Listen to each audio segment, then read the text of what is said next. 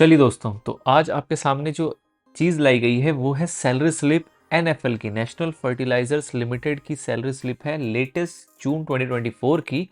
इस salary slip में basically हम समझेंगे कि ये जो ऑर्गेनाइजेशन है, जो एक नवरत्न पीएसयू है, ये क्या क्या कंपोनेंट्स जो है वो आपको मंथली बेनिफिट्स के अंदर प्रोवाइड करती है। इसके अलावा कई ऐसे कंपोनेंट होते हैं जो ईयरली, हाफ ईयरली या फिर 2-3 साल के गैप्स में प्रोवाइड किए जाते हैं, वो अलग एडिशनल बेनिफिट्स हैं। इस वीडियो में हम बात करेंगे सिर्फ और सिर्फ मंथली बेनिफिट, जो कि सैलरी के रूप में किसी भी एम्प्लॉय को जो यहाँ पे कार्यरत है उसको वहाँ पे प्रोवाइड किया जाता है इस ऑर्गेनाइजेशन के द्वारा। तो ये एक सैलरी स्लिप है जो कि है E2 लेवल की। आप इसको अपने अकॉर्डिंग एडजस्ट कर सकते हैं। सपोज आप E1 की सैलरी देखना चाहते हैं तो आप E1 के अकॉर्डिंग बेसिक जो है वो 40,000 रख के चेक कर सकते हैं। अगर आप E3 के हिसाब से देखना चाहते हैं तो 50 का आप 60 बना सकते हैं, एज द केस में भी। तो जैसी भी सिचुएशन हो उस अकॉर्डिंग मोटा मोटा आपको परसेंटेज का आइडिया लग जाएगा, मोटा मोटा आपको सैलरी के ब्रेकअप का आइडिया लग जाएगा। ये पर्पस है इस वीडियो को।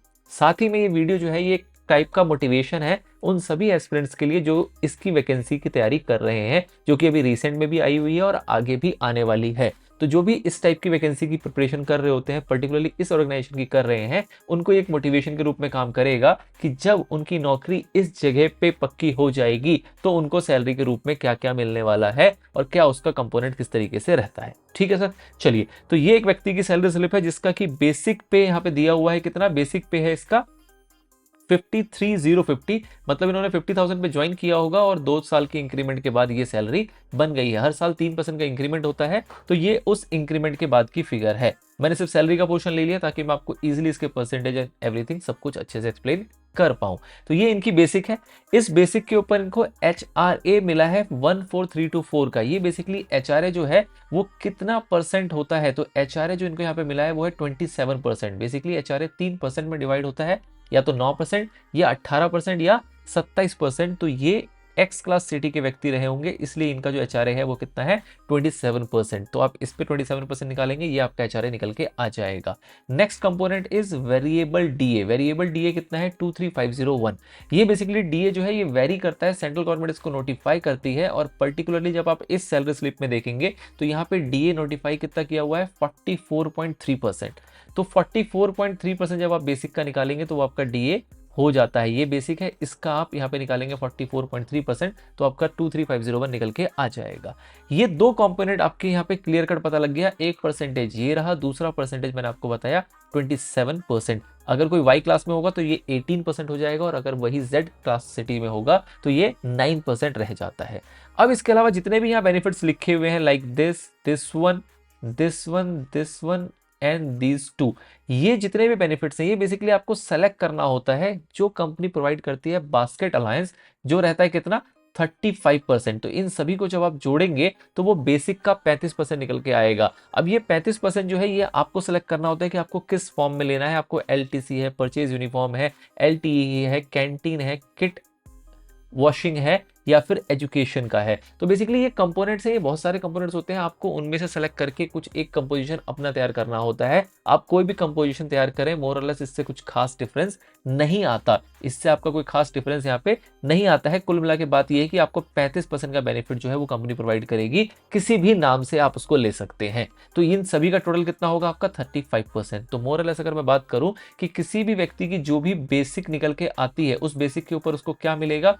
44.3% का DA, उसके बाद 27% का उसको HRA और 35% का उसको मिलेगा बास्केट अलायंस, जिसके अंदर मल्टीपल अलायंस के रूप में वो आपको दिया जाता है। तो कुल मिला के जो भी बेसिक है उसका लगभग 106% आपको एडिशनल मिलता है इन सभी रूपों में।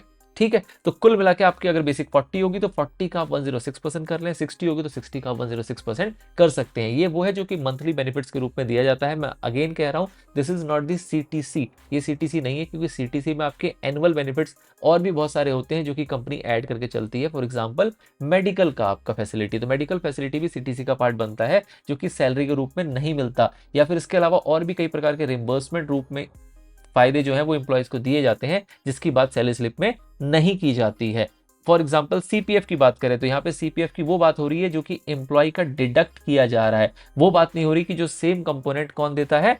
एम्प्लॉयर भी देता है, उसकी बात यहाँ पे नहीं की जा रही है। तो ये CPF कितना है सर? CPF होता है, आपको पता है 12%। 12% किसका होता है? बेसिक और DA का। बेसिक और डीए को आप जोड़ेंगे, जैसे कि ये रहा आपका बेसिक, ये रहा आपका डीए, इन दोनों को सम करें, इसका 12% निकालेंगे तो आपका सीपीएफ निकल के आ जाएगा। ये सीपीएफ आपकी सैलरी से भी काटा जाता है और साथ ही में इतना ही अमाउंट जो है वो आपका एम्प्लॉयर, जो कि इस केस में एनएफएल है, वो भी जमा करता है। तो कुल मिला के आपका 9186 आपका शेयर और 9186 एनएफएल का शेयर आपके सीपीएफ अकाउंट में जमा कर दिया जाता है। इसके अलावा इनका डिडक्शन हो रहा है इनकम टैक्स का, ये पर्सन टू पर्सन वेरी करता है, आपकी किस टाइप से टैक्स प्लानिंग है और किस टाइप से आपने डिक्लेरेशन वगैरह दे रखे हैं, क्या कुछ आपकी इन्वेस्टमेंट है, बेस्ड ऑन दैट आपका इनकम टैक्स डिडक्ट होता है। ये वेरी करेगा पर्सन टू पर्सन, तो इसलिए स्पेसिफिकली यहाँ पे हम इसकी बात नहीं करेंगे। नटशल में बात करें तो इन भाई साहब की जो ग्रॉस अर्निंग बनी वो कितनी बनी, वो बनी है 1,09,444, ये इनकी ग्रॉस अर्निंग है। बेसिकली ये तीन चीजें जोड़ी गई हैं, बेसिक में आप 3% जोड़ दो जो मैंने आपको बताया, आपकी ग्रॉस अर्निंग निकल के आ जाएगी। देन उस पे से आपका ग्रॉस डिडक्शन है, ग्रॉस डिडक्शन में मेनली इन पे सीपीएफ था और सेकंड आपका इनकम टैक्स था। जो आपका नेट पे है, जो इनके खाते में पैसा आ रहा है, वो आ रहा है ये 92,535 का। ठीक है सर, तो this is the salary structure जो हर महीने ये कमा रहे हैं। वो कितना कमा रहे हैं, 92,535 रुपए। It is a good amount, handsome amount, जो कि इस पोजीशन पे, इस लेवल पे इनको इस कंपनी के द्वारा दिया जा रहा है मंथली बेसिस पे।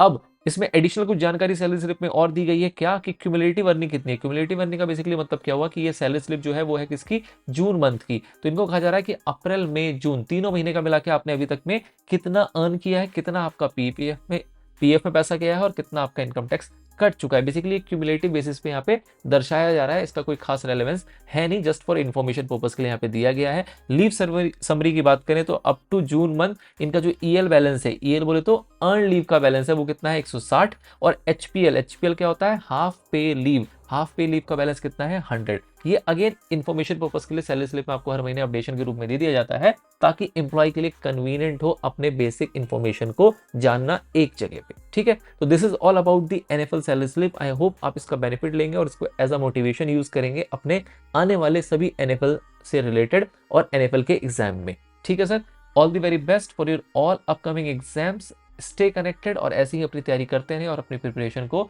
बूस्ट करें इस चैनल की मदद से।